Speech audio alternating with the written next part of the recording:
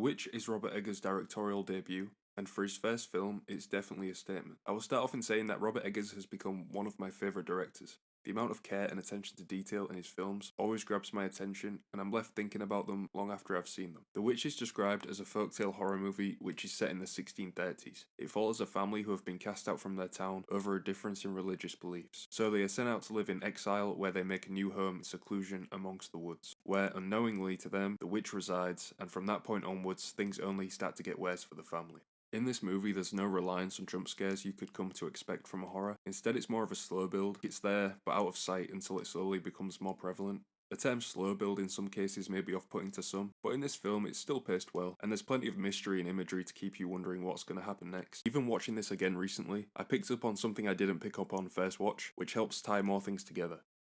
This movie was shot on digital. Robert Eggers has said he regrets not shooting it on film, and it annoys him to think about, but I don't really think it takes away from the movie at all. Even when talking about it in an interview with legendary cinematographer Roger Deakins said that he had to look on IMDb to see how the movie was shot because he couldn't tell while watching it. I mean, frankly, I watched The Witch and I have to look on IMDb to find out what it's shot on. So, you know. The cinematography wasn't supposed to be so noticeable in terms of overstating itself, but the work from Yarin Blaschke, who would go on to work with Eggers on his future movies, is still impressive, and it does capture that dark, bleak seclusion the family are facing. A lot of natural light was used in this movie. Yarin said in the same interview with Eggers and Deakins that the use of digital actually helped make the shadows cast from the natural light darker than it would have on film. I've since learned that film actually has less shadow detail than Alexa.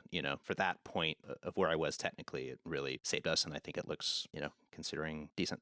Which I thought was just another interesting point to add. The score by Matt Corvin also matches everything you're seeing on screen. Told to use more unconventional instruments and lack straightforward melody, helps create the sounds which drives everything forward. There's a dark eeriness to this movie that just lacks life and colour, but that's nothing but a compliment when it comes to something like this. It all helps to showcase the dark world these characters exist in, and that just builds tension throughout.